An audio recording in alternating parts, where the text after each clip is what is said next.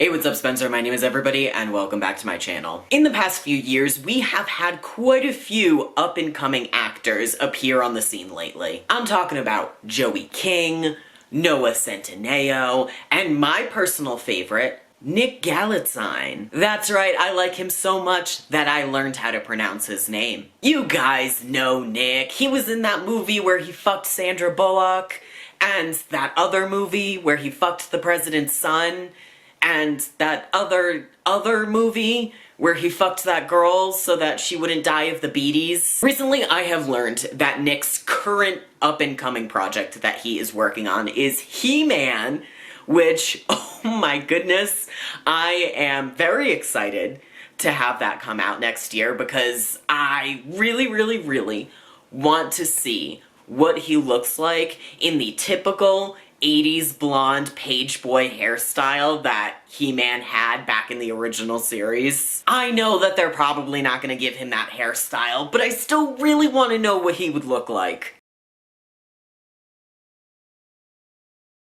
So since that is what he is currently working on, and because Nick Galitzine has become kind of a little personal favorite of mine, I decided that I wanted to go back and see where it all started, which is why today we're going to be talking about the movie The Beat Beneath My Feet. Now, going into this movie with a title like that and a movie poster like this, I was kind of expecting like a Disney Channel Lemonade Mouth-esque type movie. But instead what I got was something much deeper. While this movie does do the very overplayed out trope of the main character wanting to win Battle of the Bands, it also covers some really deep topics such as child death, parental neglect, and self-harm. But don't be fooled though, because this movie is still full of a bunch of really weird quips that will make you go, what? Ah! Teach me. Okay.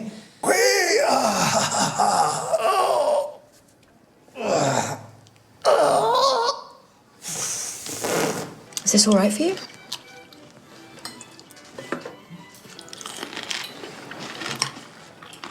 It's chewy.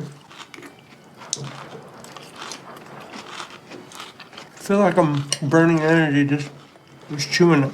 And with that, let's get into 2014's The Beat Beneath My Feet. But before we fully get into it, if you like this video, make sure to like, comment, and subscribe. I am working to get to my first 1,000 followers, and I would absolutely love if you join me in that journey. So this movie starts off with introducing us to our main character, Tom, who is like any teen male protagonist. He's kind of lame, he's socially anxious, he gets picked on at school, even by the teachers. Tom! Mr. Freeze! How very sad. Come on, class, gather round. Tom, get the page back. So, tomorrow, 1,000 words on uses for the compound silicon, apart from breast implants. Mr. Puff. Dude, how lame do you have to be if the teachers are also making fun of you? Honestly, I think this is a really good role for Nick's first real movie because I think that he plays the awkward teen really well. And part of the reason why I think he does it so well is because this is his first film, so it's before he really grew into his body and got famous and realized that he's hot. But not only does he play socially anxious teen well, he also plays teen who's genuinely weird well. By next lesson, I'll have a proper axe.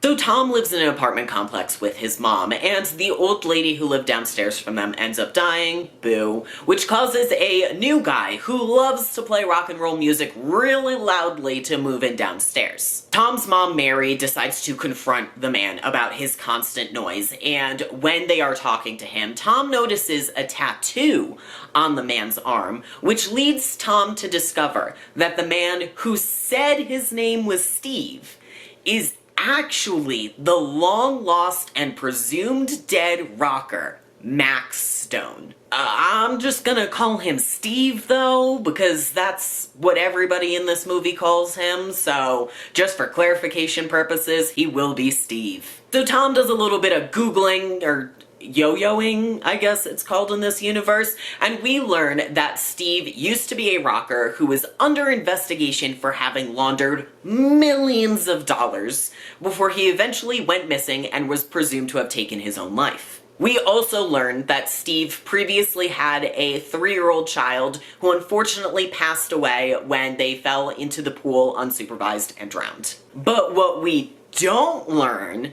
is anything about Steve's injury. Yeah, that's right, Steve is injured in a way that makes it so that his right hand and left foot is damaged, and it makes it very, very difficult for him to play guitar anymore. I do not know how he got this injury. They never explain how he got this injury. He is just now struggling and uses a cane and has to go to physical therapy, and they never say why. But yeah, Tom learning that Steve is actually a super secret rock star who's on the lam from the police leads him to do this for some reason. I know about your dead boy. Maybe teach you. If you ever mention a dead child to me again, that is exactly what you'll be. I'd rather be dead than not be able to play the guitar like you! So Tom's goal is to get Steve to start teaching him how to play the guitar, but I don't think that antagonizing a man about how he's dealing with the death of his child is really the best way to go about that. And thankfully, the next time that Tom talks to Steve, it seems like he has come to this conclusion as well, because he's very empathetic, he's very understanding, and I'm just kidding. He blackmails Steve instead. Yeah, he tells Steve that if he doesn't teach Tom how to play the guitar, then he'll just out him to the police and also, like, make up stuff about Steve inappropriately touching him, and then for some reason does a Matrix reference. The blue one. You teach me and you get to live your secret life in peace. The red one, and I'll tell everyone that you're not dead. Think about it. So Tom and Steve do end up playing music together. It's kinda nice. They're getting friendly. But Tom's biggest barrier to becoming a big rock star is definitely his social anxiety, seeing as he can't even play the guitar in the same room as Steve. Go ahead then. Can I go in the other room?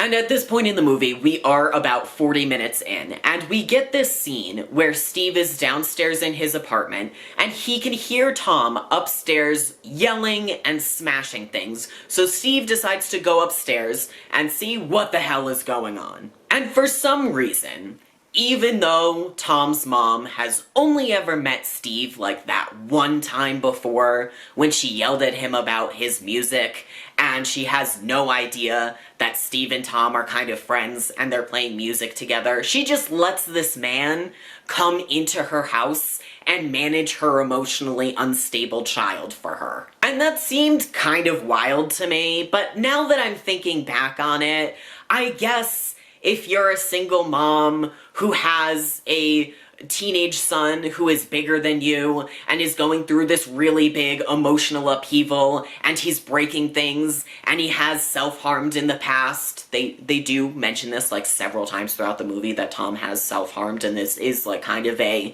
pretty significant part of the movie. I guess if you were dealing with all of that, you would kind of want to get any help that you can get. So as Steve is talking to Tom, we learn that what has happened is that Tom had been saving up a whole bunch of money for the past few years because he wanted to buy a guitar with it. And he had ended up giving this money to his dad because his dad had told him that he would take Tom's money and add some to it and buy him a nice guitar. But instead, he took the money and met up with a girl and ran away with all of Tom's money. Now, Tom's parents were not, like, together, so it's not like it's this big, huge break where the dad is completely shattering the family, like, they hadn't been together for a while, but this is still, like, a really shitty thing to do that obviously really upsets Tom. So to make Tom feel better, Steve tells him that he needs to suck it up, because this type of shit happens in the music industry all the time.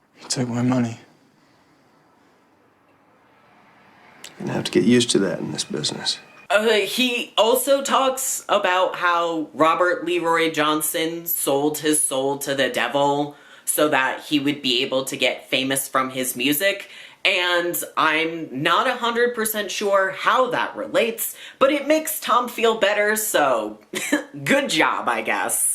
Mary decides that she is kind of liking Steve, so she starts inviting him to a couple of things, such as they have a nice dinner together, she tricks him into going to a choir practice with them, and then as they're walking through the park after the choir practice, they run into a girl who Tom has seen casually a couple of times in a few previous scenes, and for some reason she says this? You coming to school next week, or are you being a bad boy again? Huh? Why does she say that? As far as I know, Tom has been going to school. I don't think he's been missing anything. Did Tom really get thrown by his dad leaving so hard that his mom let him stay home from school for a whole week because of it? Well, now I think that it's time for us to hand out a couple of awards to some great parenting that's going on here. This week's winner is Mary, who has received the award for parent who should be doing something for their child but isn't taking them to therapy for some reason.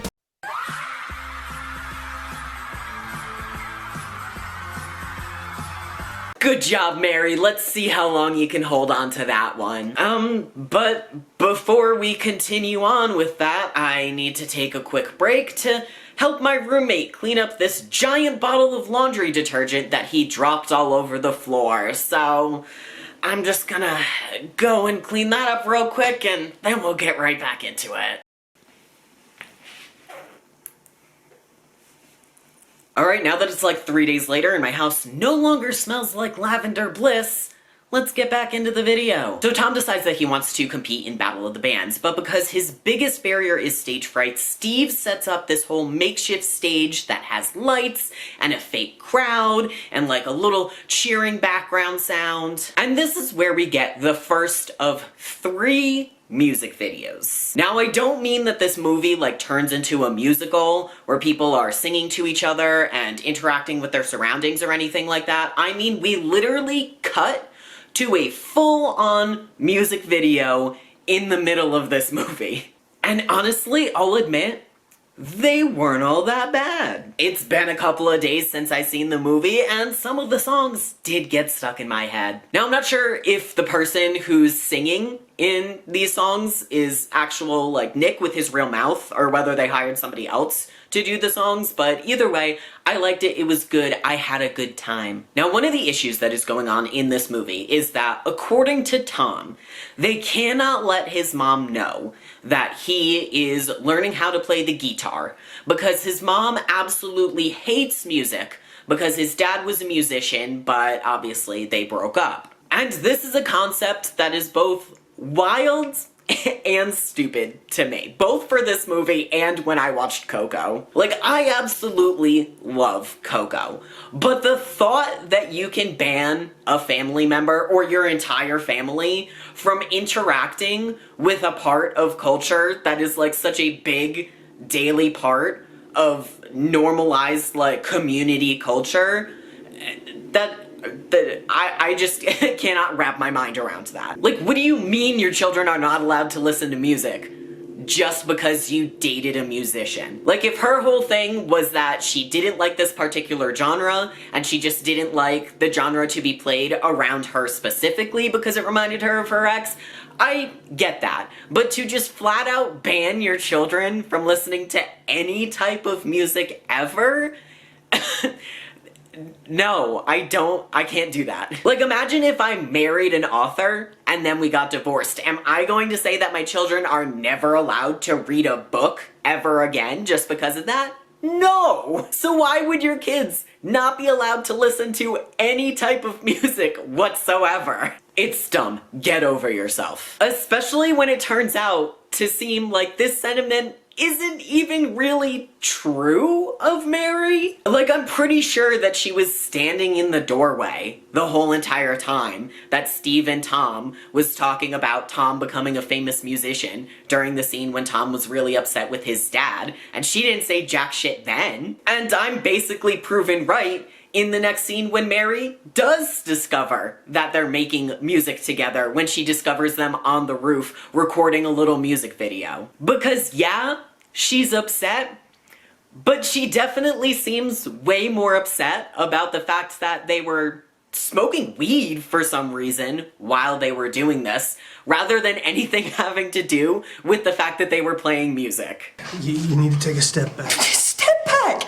You gave my son drugs! He took it. Dude, he is completely out of it! He could have fallen off the roof! What were you doing up there? And honestly, I'm totally on Mary's side for this one. Whoa, controversial opinion alert. But I think that a parent is in the right when a man who they don't super know very well gives their underage child drugs. Hot take, I know, but sometimes I just really need to put my opinions out there. So because Steve is such a horrible influence on Tom, Steve decides to completely move out of the apartment complex, only leaving behind his guitar for Tom, sad face. So the girl that Tom likes, remember? The one from the park who said that absolute nonsense for some reason? She ends up seeing Tom sitting by himself, comes over to talk to him, ends up seeing the video that he and Steve made together and really likes it. And because she likes it, she decides that she wants to invite Tom to join the band that she is a part of. But unfortunately, the whole thing with the band just really does not work out. And honestly, anybody could have fucking guessed that, because the guy who has been bullying Tom is in the band. So obviously, Tom gets really socially anxious and isn't really able to play in front of the bully, which results in him getting bullied and Tom leaving the band. And while Tom is like in the process of leaving, the girl that her name is Felix, by the way. Felix comes up to him and is like, oh no, it's okay, it's fine. When I first joined the band, they hazed me too. The first time I sang with them, I had to get in a wardrobe. And the door was shut.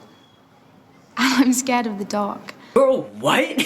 Why are you friends with people who would do something like that to you? You can't let people treat you like that. People will treat you with the amount of respect that you have for yourself. And if you let people treat you like that, that is the only way that you will be treated your entire life. So because Felix, believes in Tom so much, she decides to go to the bullies and show them that I don't know why she thought that this was a good idea and that this would work out. She goes to the bullies and shows them the video that Tom and Steve made together and was like, look, see, isn't he amazing? He's got more soul and more talent than you'll ever have.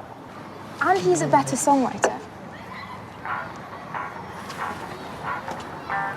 But instead of the band recognizing Tom for his talent and apologizing and taking him back, they decide instead to steal his song for the Battle of the Bands.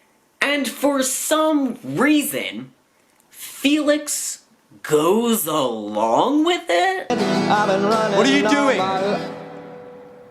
What does it look like? I'm practicing for the song that's going to win me Battle of the Bands.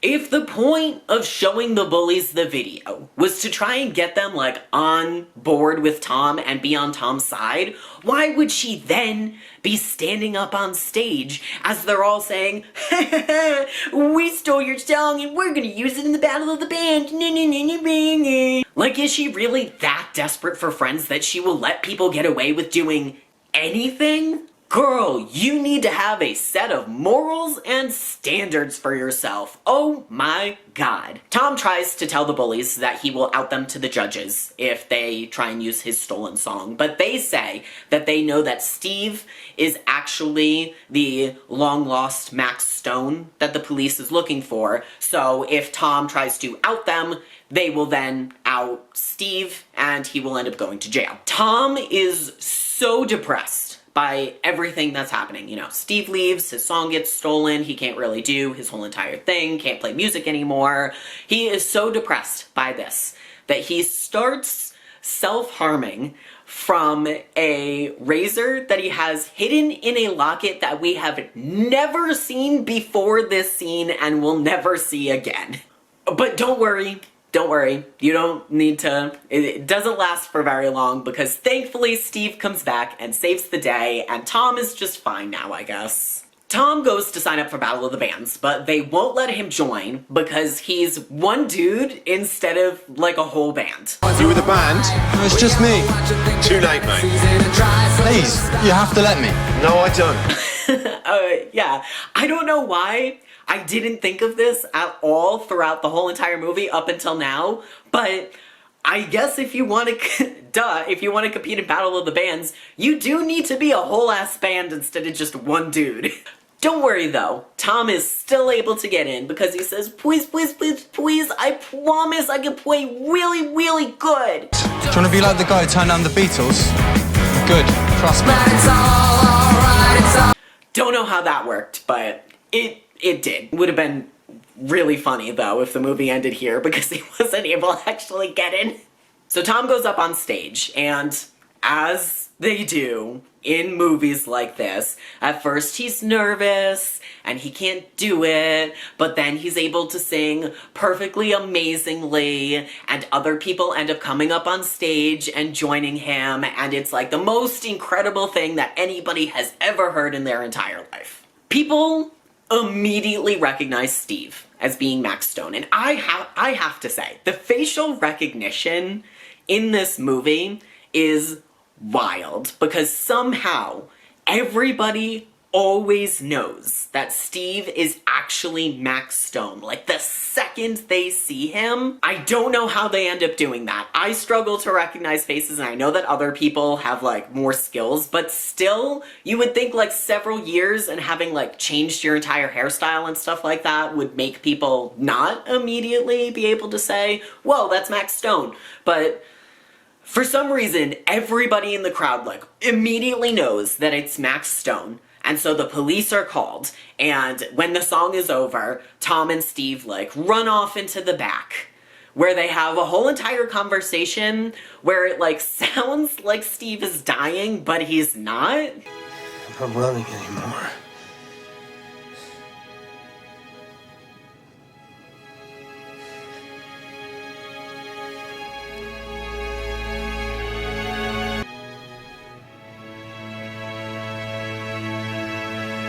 You have to help me let go.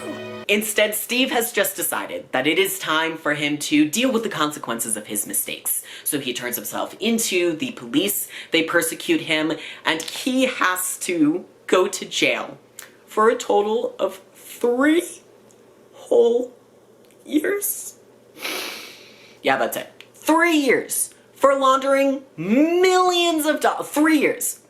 I don't know about you, but I would go to jail for 3 years if that meant that I got to have millions of dollars. That seems like a pretty good trade-off to me. Like, you would think for a crime like that, it would be more than 3 years. I mean, that's not a lot. Like, I've never been to jail before, but I feel like being in jail for only 3 years is kind of a pretty easy thing to get through. I don't know why I'm getting so upset about this. Honestly, this is the most realistic part of the movie. So the movie ends with a cut to what I can only assume to be several years later, when Steve and Tom are collecting their guitars and they're walking up on stage to what I can only assume to be a cheering, sold-out stadium. And that, fishes and turtles, is the beat beneath my feet.